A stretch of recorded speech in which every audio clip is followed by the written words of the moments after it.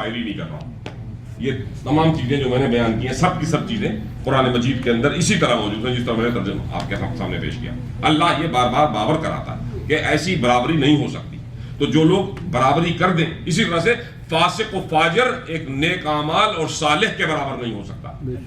تو یہ تمام چیزیں اگر آپ ان پہ غور کریں اور کل کی جو سختی تھی اس کو اب نرمی سے بدل کے دیکھیں تو حکم یہی ہے کہ جب اللہ نے ایک دروازہ بند نہیں کیا تو آپ کون ہوتے ہیں کسی کو مایوسی کی طرف دھکیلنے والے اور یہ کہنے کے لیے کہ نہیں اب تم نے یہ کام غلط کر لیا تو تم بہرحال جہنم میں جاؤ گے کیونکہ اس کی تو کوئی معافی ہے ہی نہیں.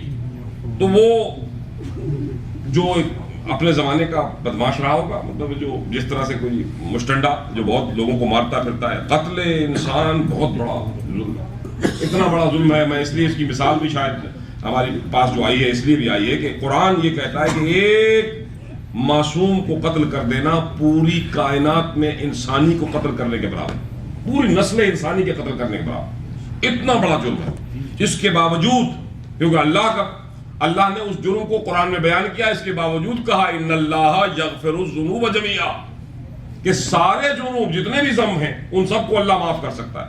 اس کی قدرت جو ہے وہ اس سے بالا تر ہے. من سبقت رحمتہ غضبا, اس کی رحمت اس کے غضب سے بڑھی ہوئی ہے.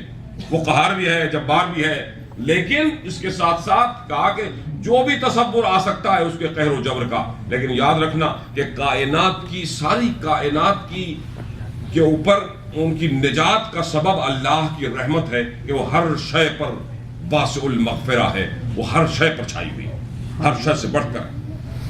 تو اس میں محیط ہے ہر ذنب ہر گناہ. تو اس شخص نے یہ کہا اور میں جن کے لیے ریپیٹ کر رہا ہوں اس سے معذرت چاہتا ہوں مگر یہ کہ وہ مولوی صاحب کے پاس گیا, اس نے کہا کہ یہی اہل ذکر ہے, اہل علم ہے. اب اہل علم بھی دو طرح کے ہوتے ہیں نا, ایک وہ جو مایوسیاں پھیلاتے ہیں, ایک وہ جو امید اور آنے والے اچھے دن کی خبر دیتے ہیں. تو اس کے پاس, اور یہی بات اس میں بتائی گئی ہے, تو ان کے پاس گیا, انہوں نے کہا مولانا آپ یہ بتائیے کہ میں کیسے بخشا جاؤں. اس نے کہا اس نے کیا کیا کیا ہے وہ تو بتاؤ نا کہ جرم کیا کیا ہے. اس نے کہا میں نے 99 قتل کیے ہیں, یہ میں اپنی جانب سے نہیں کہہ رہا ہوں, اسی طرح سے روایت میں لکھا ہے 99 قتل کیے ہیں. انسان کا دل کانپ جاتا ہے. میں اور آپ تو مسکرا رہے ہیں اس لیے کہ 99 قتل کا بہت بڑا نمبر ہے. تو اس نے کہا کہ تم نے 99 قتل کیے ہیں, تمہاری کوئی گنجائش نہیں. جب ایک آدمی کا قتل جو ہے وہ پوری دنیا کا قتل ہے, تم نے تو بہت ساری دنیایں ختم کر ڈالی, تمہیں مطلب ہے ہمیں کوئی میرے نزدیک کوئی سمجھ نہیں آتا. اس نے کہا پھر سوچ لیں, کوئی راستہ نہیں. اللہ تو یہ کہتا ہے کہ راستہ ہے کہ نہیں, اللہ نے کہا ضرورت تمہارے جیسے مجرم کے لیے کوئی نہیں. اس نے اپنا خنجر نکالا اور مولانا کے پیٹ میں گھونپ دیا. مولانا اگر کوئی راستہ نہیں تو ایک آپ بھی اسی راستے پہ جائیں. 99 تھے اب 100 ہو گئے. وہ مولانا صاحب کو موت کی نیند سلا دی. اس کے بعد پھر اس کے ضمیر نے اس کو الہام کیا, جو ضمیر ہمیشہ موجود رہتا ہے, اور اس نے کہا کہ اب میں کیا کروں. اس نے کہا میں فلاں مولانا کا بڑا میں نے سنا ہے اور بہت ان کا ذکر آتا ہے اخباروں میں بھی اور ادھر بھی اور ادھر بھی, تو ان کے پاس چلتا ہوں. تو ان کے پاس چلے گئے. وہ مولانا سمجھدار تھے. انہوں نے کہا کہ اچھا کیا آپ نے جرم کیا. اس نے کہا جی میں نے 99 قتل ایک کیے ہیں اور ایک عالم بھی ابھی مار گیا ہے. آپ بتائیے کہ میں بخشا جا سکتا ہوں. تو اس نے کہا کہ بخشے تو بالکل جا سکتے ہو کیونکہ اللہ کا حکم ہے قرآن میں کہ کوئی بھی جرم ہے وہ بخشا جا سکتا ہے. تو کہا پھر آپ بتائیے کیسے بخشا جاؤں, کوئی عمل, کوئی نماز توبہ, کوئی سلسلہ بتائیے. انہوں نے کہا نہیں یہ بات تمہیں میں بتا دوں کہ میں چھوٹا سا عالم ہوں, میرے بس کی بات نہیں ہے کہ میں تمہیں بخشوا دوں. تم بخشے جاؤ گے لیکن اب بخشے جانے کے لیے تمہیں نبی کی براہ راست شفاعت کی ضرورت ہے. تو کہا وہ کیا کروں. کہا فلاں جگہ پر اتنی دور اتنے فاصلے پر ایک نبی رہتا اور اس نبی کے پاس جاؤ, اور اس نبی کے پاس جاؤ اور وہاں اپنی تم نے مغفرت کی دعا مانگی اور پیغمبر نے وقت کے نبی نے تمہارا ساتھ دیا تو تمہاری شفاعت ہو جائے گی اور تم بچ سکتے. اس نے کہا چلو ٹھیک ہے, اب میں نے اتنا کام تو کر لیا تو چلو سفر ہی ہے تو کرنا ہے. راہ سفر میں اس کو مصیبت سفر سامنے آئی اور بیمار ہوا اور مر گیا. جب وہ مر گیا تو اس کی لاش پر ملائکہ عذاب اور ملائکہ رحمت دونوں کے دونوں آئے اور ان کے آپس کی وہ گفتگو بتائی ہے کہ وہ کہہ رہے ہیں کہ یہ توبہ کے راستے پہ جا رہا تھا اور نبی کی طرف جا رہا تھا, لہٰذا یہ شہید مرا ہے, اور اگر یہ شہید مرا ہے تو اس کی مغفرت ہوگی, ہم اس کو اسی حساب سے لینے کے لیے آئے. اور یہی دوسرے نے کہا نہیں اس نے تو اتنے بندے مارے, تو یہ اس کا چارج شیٹ ہے ساری, یہ پورا کرمنل ایکٹیویٹی ہے ہمارے پاس, یہ تو عذاب کا مستحق ہے.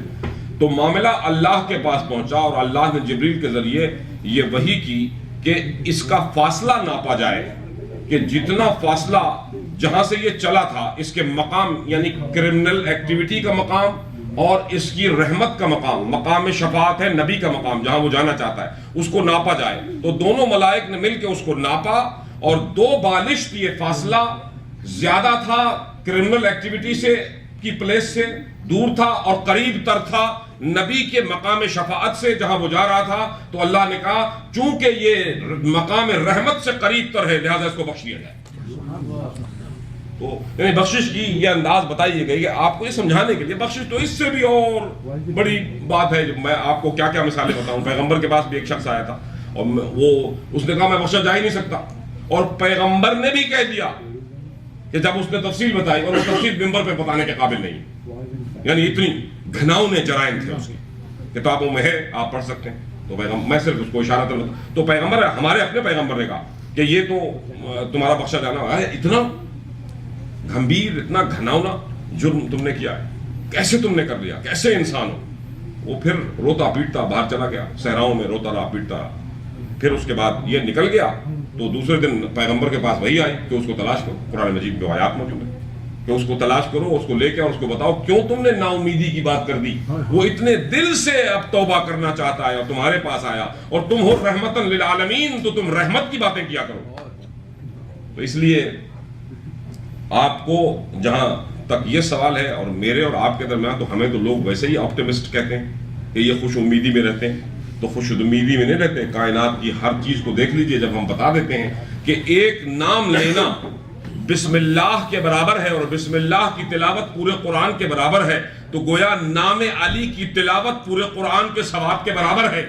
تو جو بار بار نام علی لیتا ہو اور اتنے قرآن مجید پڑھنے کا ثواب اس کو ملتا ہو، شرط خلوص اور اخلاص ہے، اگر وہ ہے تو ملتا ہے وہ ثواب، اور یہ کسی اور کا فرمایا ہوا نہیں ہے، پیغمبر کا اور آل پیغمبر کی بتائی ہوئی بات ہے، میں اپنی جانب سے نہیں گھڑ رہا ہوں۔ تو پھر آپ اندازہ کیجئے اس کے ثواب کا کہ اس کی تمام بدیاں جو ایک ایک کر کے گنی جاتی ہیں، اور اللہ اپنی رحمت و کرامت سے ان کو بڑھنے نہیں دیتا، ایک بدی کو ایک ہی بدی رکھتا ہے، مگر نیکیوں کو وہ ہزاروں کروڑوں اور لامتناہی اعداد کے ساتھ ضرب دے دیتا ہے۔ تو اسی لیے جس کے اوپر اس کی رحمت ہو جائے گی اور ان پہ ہی ہوگی جن کا نام لینا پورے قرآن ختم کرنے کے برابر ہوگا۔ ابھی تک آپ بیٹھے خاموش پہ آواز بلند نعرہ صلوات۔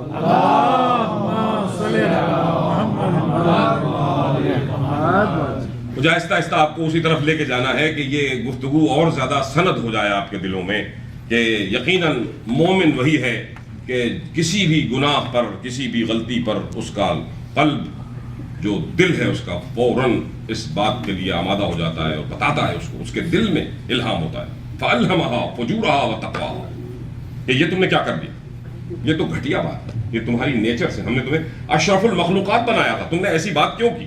اور جیسے ہی وہ بات آتی ہے تو وہ اب آپ کے عمل کی اصلاح کے لیے ایک چھپا ہوا پیغمبر آپ کا اپنا نفس اور اپنا دل ہے، وہ بتاتا ہے کہ اس کو اس طرح ٹھیک کر لو۔ تو وہ ٹھیک کرنے کی جو گنجائش رکھی ہے مومن کے دل میں، اسی لیے بار بار اللہ تعالیٰ کا